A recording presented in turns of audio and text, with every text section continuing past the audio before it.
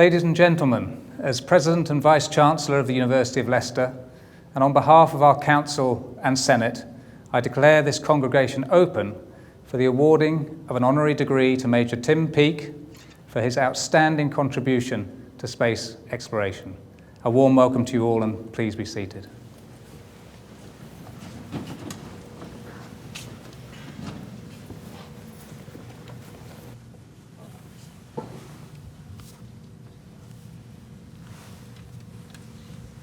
"47 years ago, when Neil Armstrong took that one small step and that giant leap, Tim Peake was not yet born.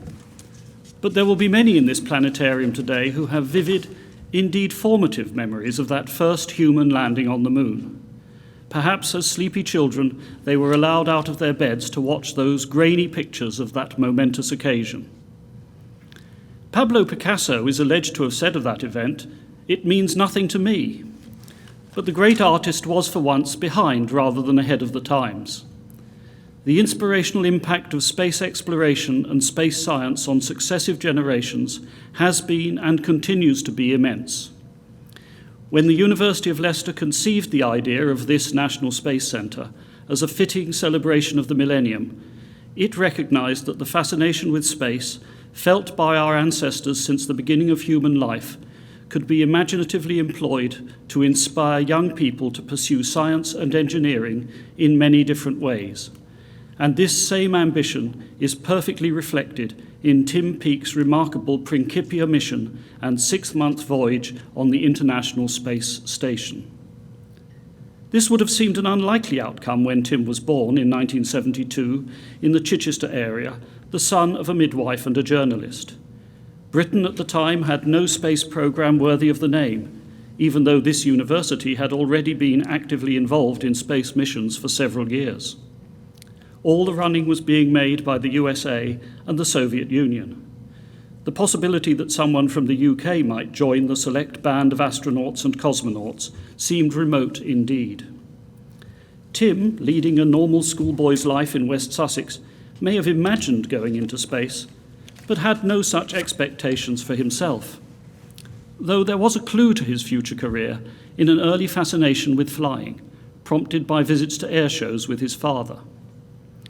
That interest became reality when Tim, having trained at Sandhurst, joined the Army Air Corps, qualifying as a helicopter pilot 2 years later.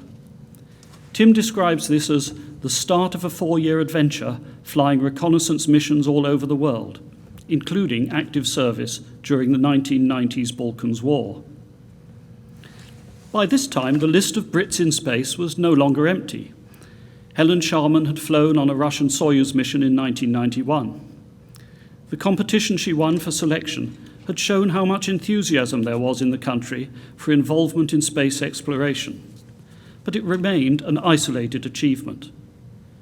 Meanwhile, Tim went on to become a helicopter instructor and developed an interest in aircraft performance, which led in turn to membership of the prestigious Empire Test pilot schools and a degree in flight dynamics and evaluation.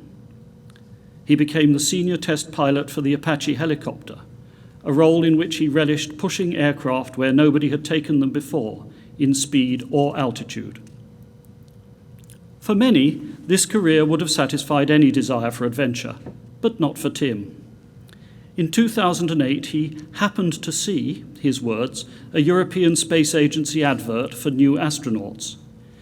His extensive flying and other experience and his academic qualifications made him well placed to apply, but he was up against over 8,000 other applicants. He successfully negotiated the demanding assessments spread over a year, testing his intelligence and skills, memory, spatial awareness and concentration, his personality and his health, and was offered one of 6 new places in the European Astronauts Corps.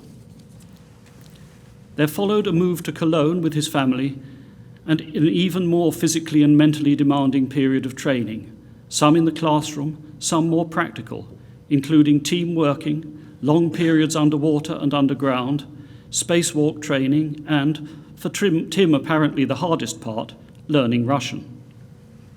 Only after all this was he finally selected for a specific mission, becoming the first British ESA astronaut to live and work in space, and only the second person, after Helen, to wear the Union flag as a patch on his spacesuit. Tim's 6-month mission involved many other firsts, ranging from the first spacewalk by a British ESA astronaut and the first space participant in the London Marathon, to becoming the first person to enjoy a bacon sandwich as his first space meal, specially created for him by Heston Blumenthal. Principia was, of course, far more than an opportunity to fly the flag or enter the record book. Like all ESA missions, it had a serious scientific purpose, and Tim conducted more than 30 experiments for ESA. More remarkable, the mission involved the largest educational program ever put together in support of a European astronaut. Activities, live links, and resources designed for schools were outstanding features of the mission, covering biology, rocket science, fitness, that's where the marathon comes in, and food science, there's that bacon sandwich. And today we've had the launch of Astro Academy Principia, a series of teaching experiments conducted in space to illustrate fundamental aspects of physics and chemistry, comparing the results in microgravity with those in classrooms on Earth. The full program, including experiment kit, procedures, teaching films, post-flight analysis, and support guides, was devised and built by the National Space Academy, qualified for spaceflight by the University of Leicester, and conducted by Tim on the International Space Station.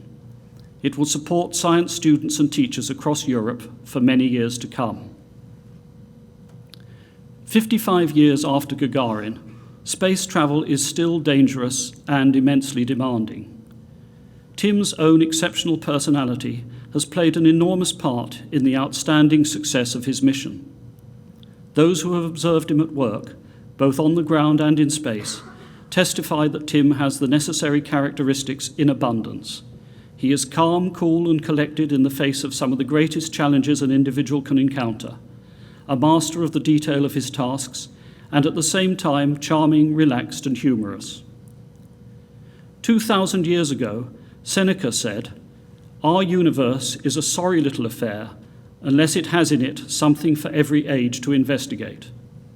Tim Peake has demonstrated the value of the continuous urge to investigate, and he has given us a model of how it should be done. Mr. President and Vice-Chancellor, on the recommendation of the Senate and the Council, I present Timothy Nigel Peake that you may confer upon him the honorary degree of Doctor of Science. Congratulations. Well done. Fantastic.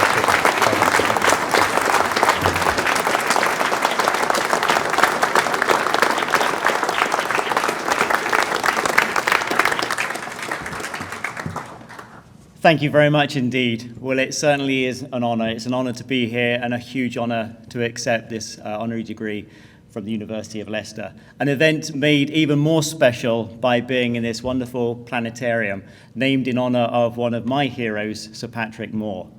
Now, science, I think, has a wonderful way of transcending national boundaries, of transcending language, of political divisions and political differences.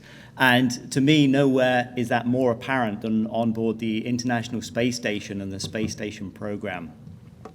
It's an enormous privilege to live and work on board the space station for 6 months, not just because, of course, you're in space, but more than that, it's a privilege because you're working with so many scientists, so many engineers from all around the world, thousands of people who are dealing with experiments, and your job is to really be the final culmination of hours and hours of work that have gone into these experiments and the cutting-edge technology that we work with on board the space station.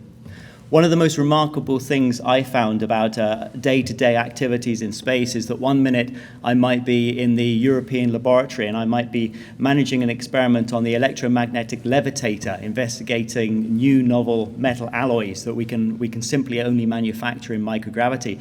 And I'd be talking to the Columbus Control Center in Munich in Germany. And then the next minute I'd be floating across to the Japanese laboratory where we'd be growing protein crystals for medical research, crystals that can only grow in microgravity in such pure manner, in such a large manner, and by growing these very pure protein crystals, of course, we can identify much better drugs to counter the disease-causing proteins that we have here on planet Earth. And I'd be talking to scientists and engineers in Tsukuba, just outside Tokyo.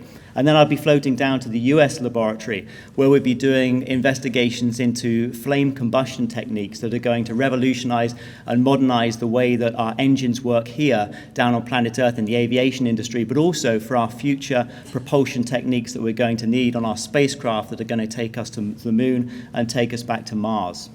An absolutely wonderful environment to work in. But as much as I enjoyed these physical sciences, to me, the life sciences were some of those experiments that I took the most personal satisfaction from, partly because, of course, we are the human guinea pigs as astronauts for these experiments. And personally, I'd signed up to about 25 of these life science experiments, and ranging from a number of different things, investigating our cardiovascular system, investigating the muscle and bone atrophy that happens in space, investigating skin aging, investigating the vision deterioration that occurs in spaceflight as well, airway inflammation, which is going to have the benefit of asthma sufferers back on planet Earth. So a whole range of different life science experiments that we were undertaking. And to me, that was very satisfying. And of course, as mentioned as well, a big part of Mission Principia was the educational outreach program that the UK Space Agency and the European Space Agency ran. And I'm very happy that Jeremy Curtis is here today, actually, who is responsible for the UK Space Agency's part of the education outreach program, a program that was the most successful run by any European astronaut and has reached over 1 million school children and students. And to me, that is the lasting legacy of Mission Principia, is to be able to try and encourage students not only to get involved in science, technology, engineering, and mathematics, but our ambition was to reach out beyond that, to really use space as an interesting and exciting platform to engage students across a whole different diverse range of subjects, from art, drama, music, nutrition, and exercise. And so, once again, I'd like to say thank you so much for this honour degree. It is a huge honour to receive it, and in recognition of all the work, not just by myself, but of everybody who has made Mission Principia such a resounding success. Thank you very much.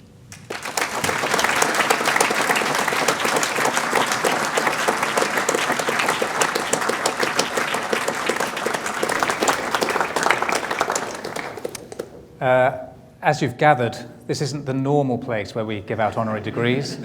It's an unusual occasion for us, but we felt it was really important to take the opportunity to honour Tim and really make the most of the fact that he came to Leicester so soon in his tour of the UK. We're really appreciative not only that he's come to Leicester, but secondly that he had the time available to allow us to award this degree. All I need to say now is that I formally declare this congregation closed, and I believe after the congregation you'll be seeing a video, and we'll be coming back in to give you some speeches later. So thank you very much indeed.